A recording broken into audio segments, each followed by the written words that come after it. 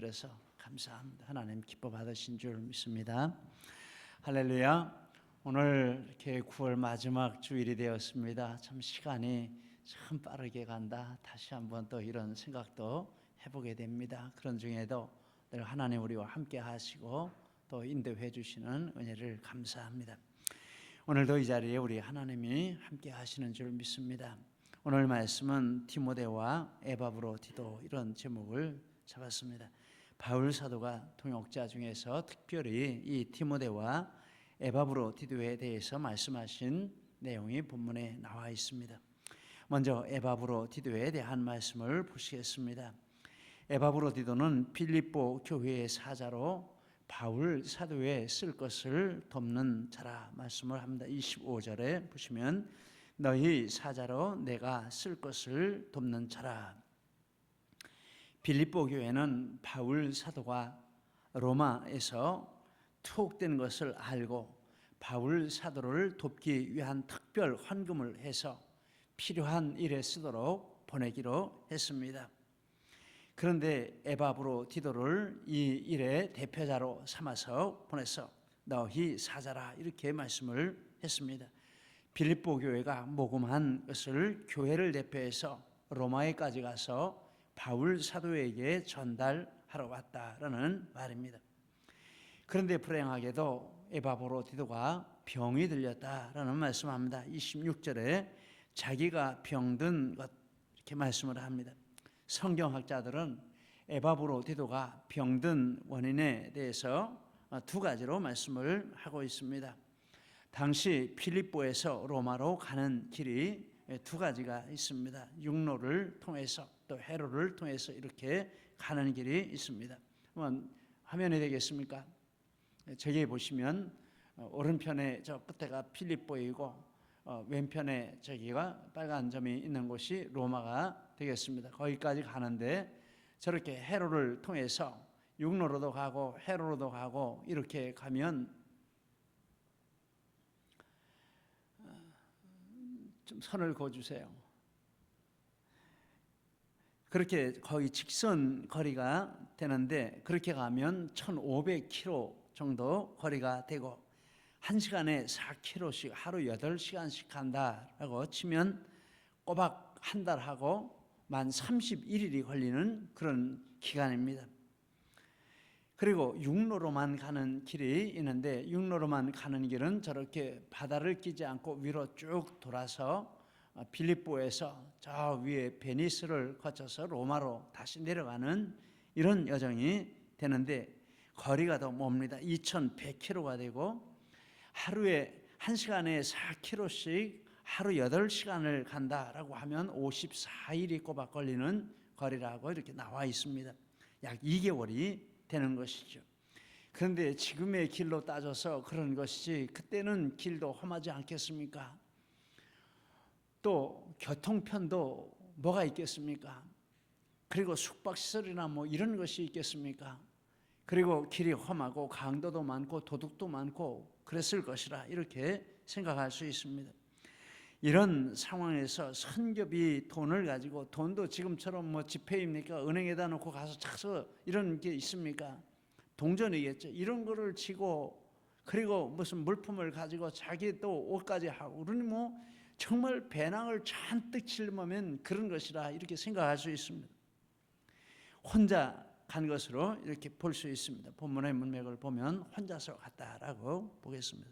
그럼 목숨을 건 일이죠. 그래서 성경학자들이 말하기를 이렇게 고된 여정 가운데 오다가 병이 났다 이렇게 생각을 합니다. 또 하나는 에바브로디도가 이런 여행 끝에 로마에 왔지만 쉬지 못하고 사도의 시중을 들다가 여독과 과로로 병이 들어서 누웠다 이렇게 해석을 하고 있습니다. 이든 저든 병이 든 것만은 사실입니다. 둘 중에 하나겠지요. 그런데 병 들었으면 어떻게 해야 되겠습니까? 병 들었으면 병원에 가서 치료받고 쉬고 이렇게 하는 게 맞습니다. 그런데 그 병이 어떤 병이냐면 27절에 보니까 병들어 죽게 되었으나 완전히 중병이 든 것입니다. 저러다가 죽지 이렇게 생각할 정도로 바울 사도도 본문을 읽다 보면 너무너무 근심이 됐다 이런 말을 합니다. 그러니까 바울 사도가 볼 때도 이 사람이 이렇게 앓다가 죽겠네 이런 생각이 들 정도로 심각한 이런 상태였다라는 것입니다. 그러면 더 쉬게 하고 병원에 가고 또 이렇게 해야 하지 않겠습니까? 그런데 에바브로디도가 어떻게 했습니까? 30절에 보니까 죽기에 이르러도 자기 목숨을 돌보지 않았다 이런 말을 하고 있습니다. 참 대단한 이런 일이라고 하겠습니다. 이 죽을 병이 들어서 사람들이 다 죽을지 모른다 하는데 그래도 자기 목숨을 돌보지 않고 어떤 일을 했다라는 말입니다. 에바브로디도가 이렇게 한 것을 쭉 보면서 이 사람에게는 목숨보다도 더 가치 있게 여기는 것이 있구나 이런 생각을 하게 됩니다. 그렇지 않으면 어떻게 이렇게 하겠습니까? 목숨보다 더 가치 있는 것이 무엇일까? 본문에 보면 두 가지로 말씀을 합니다. 바울 사도를 섬기는 일을 목숨보다 귀하게 여겼다. 30절에 보니까 그가 그리스도의 일을 위하여 죽기에 이르러도 그리스도의 일을 위하여를 빼놓고 한번 제가 읽겠습니다. 30절 성경을 보십시오. 죽기에 이르러도 자기 목숨을 돌보지 아니하는 것은 나를 섬기는 너희 일의 부족함을 채우려 함이라 이렇게 말을 했습니다. 죽기에 이르러도 목숨을 돌아보지 않았는데 바울 사도를 섬기기 위해서라 이렇게 말씀을 하고 있습니다. 에바브로디도가 바울 사도를 섬기는 일을 이렇게 목숨을 걸고 했는데 빌립보 성도들이 다 와서 그렇게 해야 마땅하지만 다 오지 못하니까 나라도 목숨을 걸고 해야 되겠다 이런 뜻이 바로 이 30절의 말씀입니다. 아니 세상에 어떻게 바울 사도를 섬기는 일을 목숨보다 더 귀하게 여길까? 참 이상한 생각이 듭니다. 그런데 또 30절에 보면 그리스도를 위한 일을 목숨보다 귀히 여겼다 이렇게 말합니다. 30절 다시 한번 보십시오. 그가 그리스도의 일을 위하여 죽기에 이르러도 자기 목숨을 돌보지 아니한 것은 그러니까 죽기에 이르러도 자기 목숨을 돌보지 아니한 것은 두 가지 문장에 걸립니다. 나를 섬기는 그 일을 위해서라는 거기에 걸리고 또 그리스도를 위하는 일을 위해서 거기에 걸리고 두 가지 이유가 있다라는 것입니다. 그러면 이 말씀을 이렇게 해석할 수 있습니다. 에바브로디도가 지금 바울 사도를 섬기는 일은 그리스도를 섬기는 일의 한 가지로 이렇게 가치를 부여하고 있다라는 것입니다.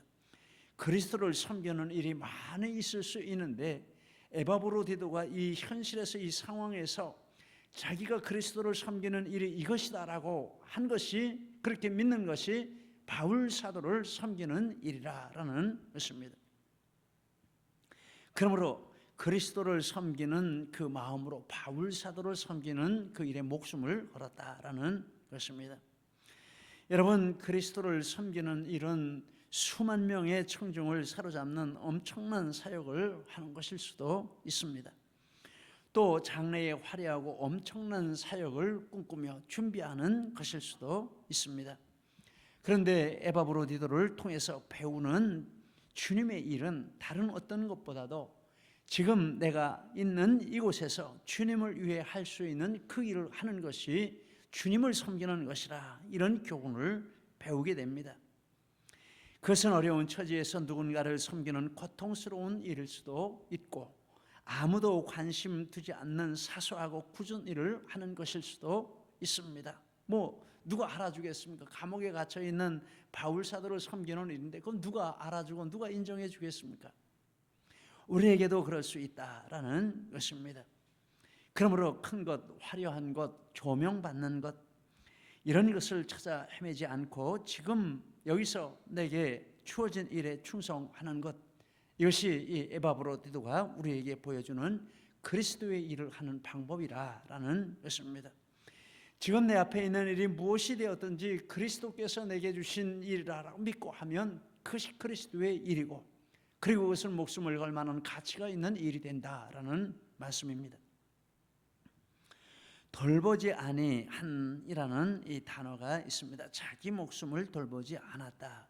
이 돌보지 아니한 이 뜻은 위험에 노출시킨다 이런 뜻이 있습니다. 근데 생각해 보면 그런 뜻이 있는 것 같아요. 돌보지 않았다, 즉 위험에 노출시킨다 이런 뜻이죠. 그런데 여기서 나온 명사가 있는데 파라블라니라고 하는 이런 단어가 나왔습니다. 명사입니다.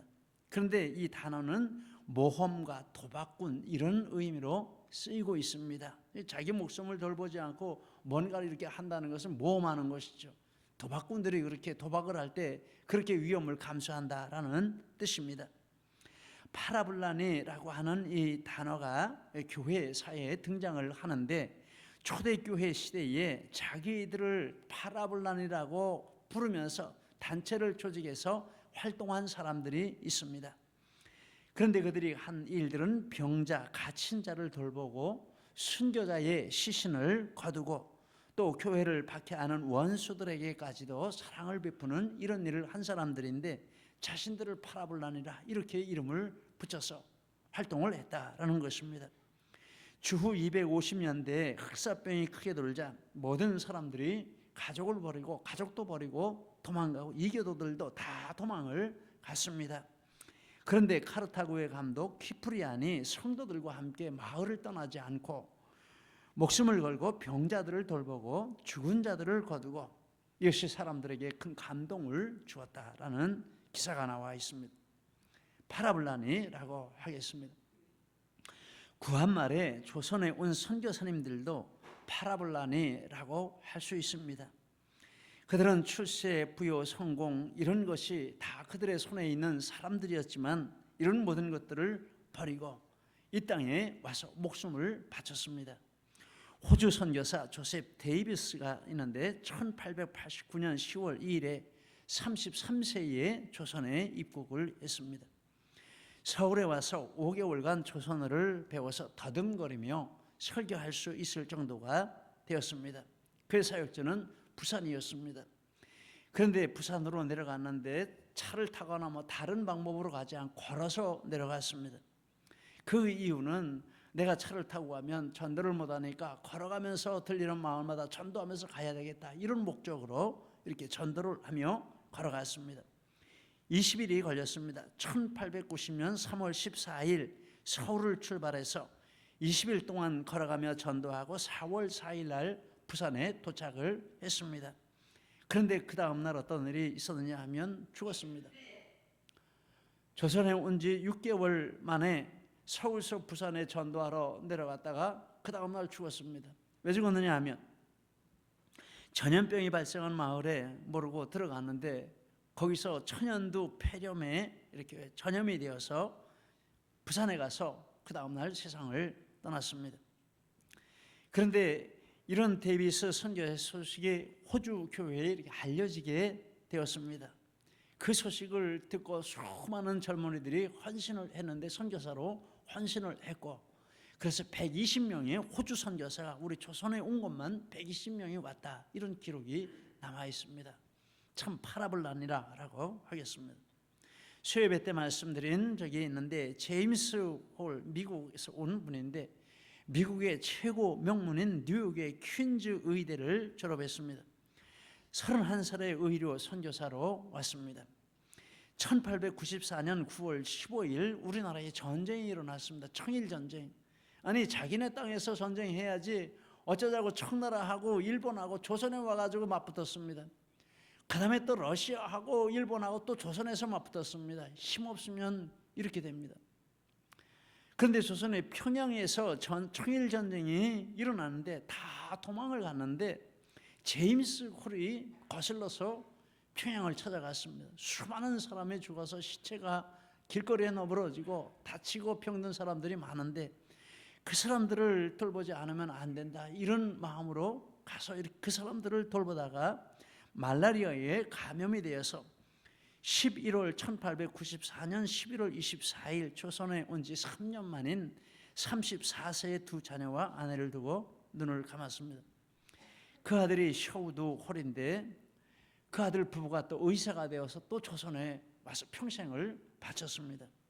그래서 조선 선교에 큰 업적을 남겼습니다. 조선 회상이라는 이런 책이 있는데 제자반때 이 책을 꼭 읽습니다. 존 헤론이라는 선교사가 있습니다. 미국의 테네시 의대의 개교 이래로 최우등으로 졸업하고, 그래서 모교에서 당신은 우리 학교에 남아서 교수가 되어 주십시오 이렇게 초빙을 했지만 거절을 하고 29세에 조선의 의로 선교사로 왔습니다. 오자마자 왕과 왕후의 시의가 되었습니다. 왕의 의사가 된, 지금 대통령 주치의가 된 것과 마찬가지죠. 그리고 최초의 국립병원인 광해원의 원장이 되었습니다. 고급 관리들만 치료하는 이런 일을 할 수 있었습니다. 그런데 그렇게 하지 않고 많은 시간을 내서 빈민을 찾아다니면서 이렇게 치료를 했는데, 어느 날 600리나 되는 먼 곳에 병자가 있다는 소식을 듣고 찾아가서 치료를 해주다가 병에 걸려서 33세에 그도 하나님의 부르심을 받았습니다. 29세에 와서 33세에 하나님의 부르심을 받았습니다. 참 어떻게 이럴 수 있나, 이런 생각을, 이런 선교사님들의 이런 이야기를 읽으면서 많이 하게 됩니다. 마포 양화진의 외국인 선교사 묘역에는 15개국에서 417명의 선교사님들이 이렇게 와서 이 땅에서 숨을 거두고 묻혀 있는 그런 묘소가 바로 양화진의 그 선교사입니다. 파라블라니라고 하겠습니다. 거기에 누워서 주님의 재림을 기다리고 있습니다. 그래서 교회의 역사, 선교의 역사는 파라블라니의 역사라 할 수 있는데, 그런데 이 단어의 시초가 바로 이 에바브로디도, 자기 목숨을 돌보지 않고 여기에서 시작이 되었다라는 것입니다.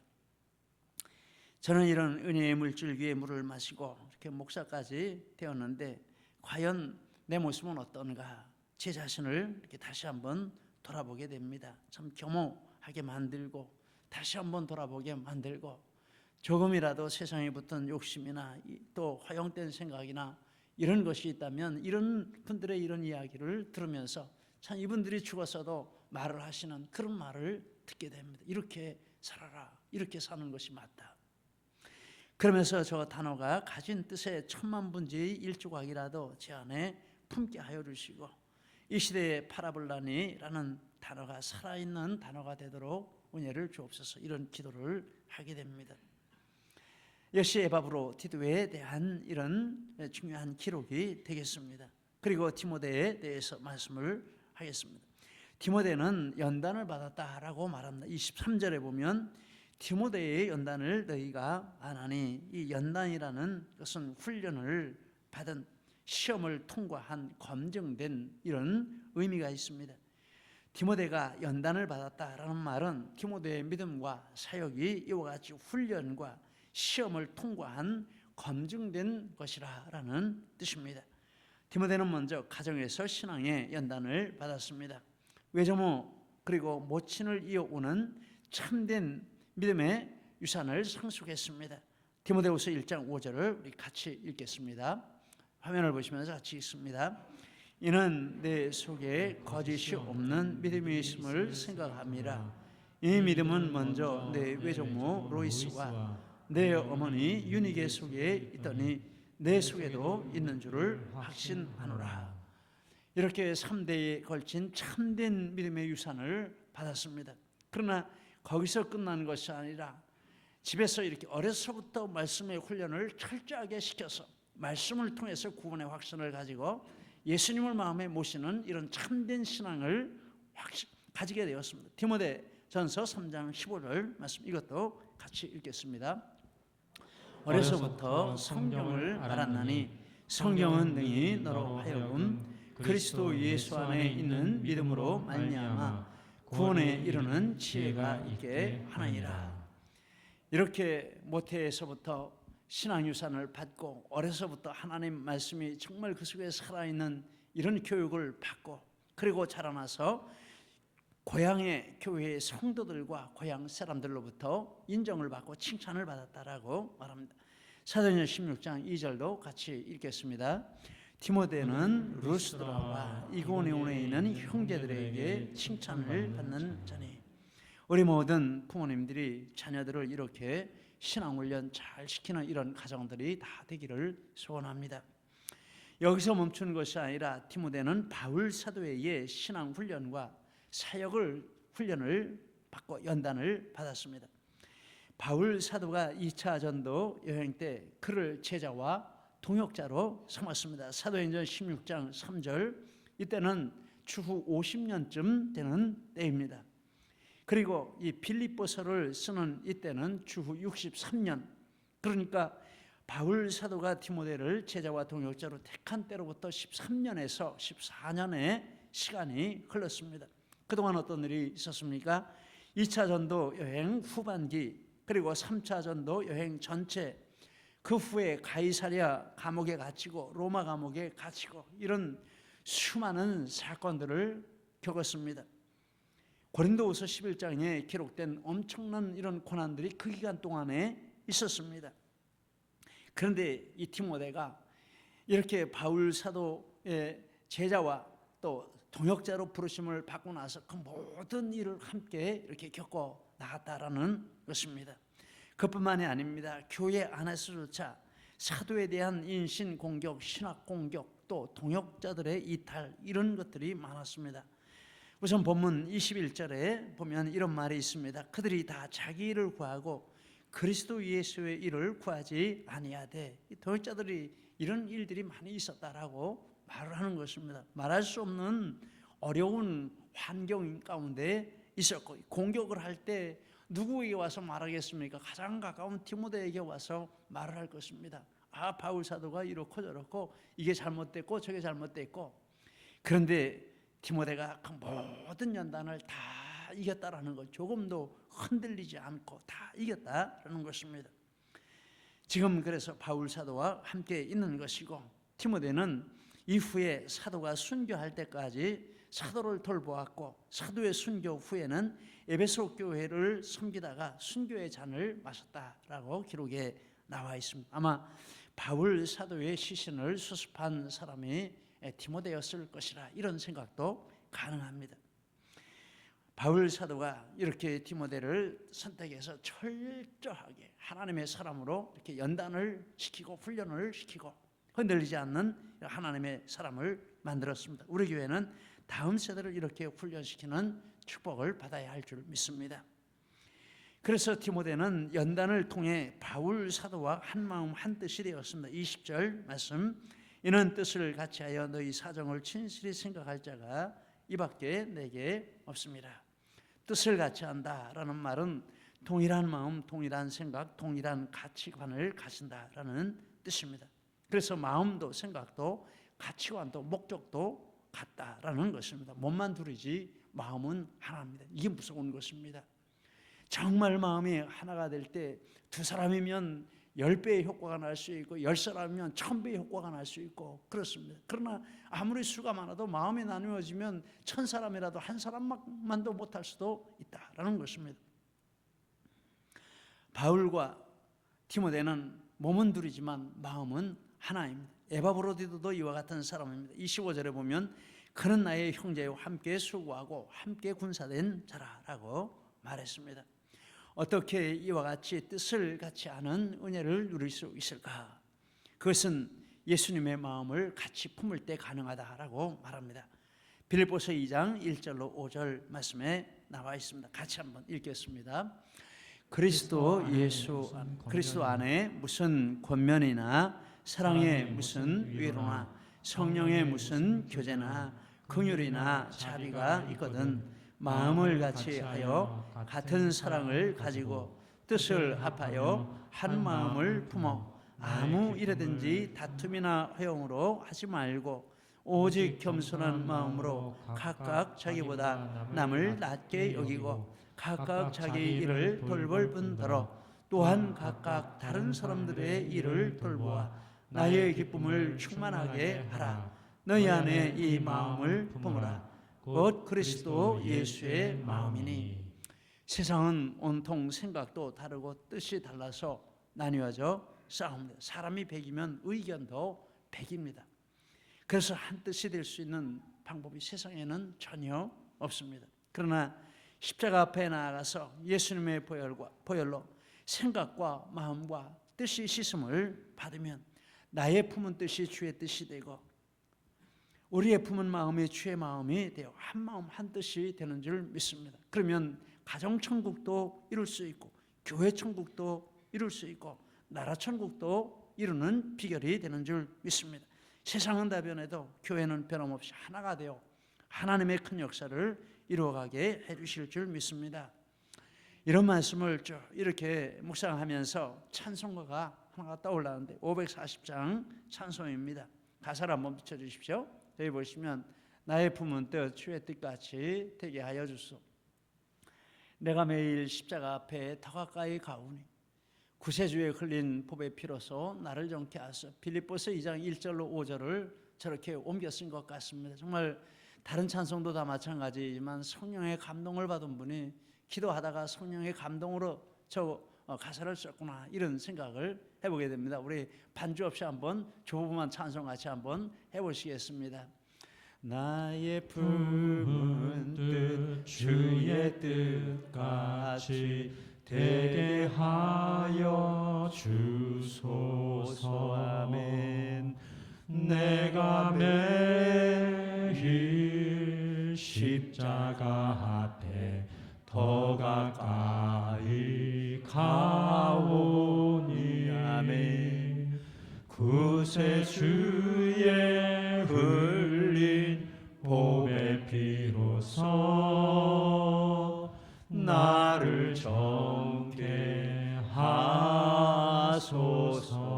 하소서. 아멘입니다. 우리가 있어야 할 자리가 바로 저 자리인 줄 믿습니다. 저 자리에 우리가 있으면 우리는 한 마음도 될 수 있고 한 뜻도 될 수 있고 한 목적도 될 수 있는 줄 믿습니다. 그래서 이런 마음을 가진 주의 백성들에게 29절에 이렇게 말합니다. 이러므로 너희가 주 안에서 모든 기쁨으로 그를 영접하고 또 이와 같은 자들을 존귀히 여기라. 이런 마음을 가지고 주님을 섬기는 사람들을 귀히 여기고 존경하라라는 말씀입니다. 우리 교회 장로님, 권사님, 집사님들 그리고 청년 리더들이 바로 이와 같은 지체들이구나 이렇게 말씀을 준비하며 이런 마음이 들어서 한 분 한 분 이렇게 모습을 떠올리면서 이렇게 감사하는 시간을 가졌습니다. 이런 지체들을 귀히 여기고 그들을 중심으로 한 마음과 한 뜻이 되어 나아갈 때 하나님께서 큰 영광 받으시고 또 교회도 축복이 되고 가정도 축복이 되고 나라와 민족에도 축복의 역사가 일어나는 은혜 주실 줄 믿습니다. 이런 축복의 주인공들 다 되시기를 예수님 이름으로 축복합니다. 기도하시겠습니다. 우리의 말씀 붙들고 함께 기도하시겠습니다. 들이 내게 주신 말씀이 있으시면 그 말씀 붙들고 기도하십시오.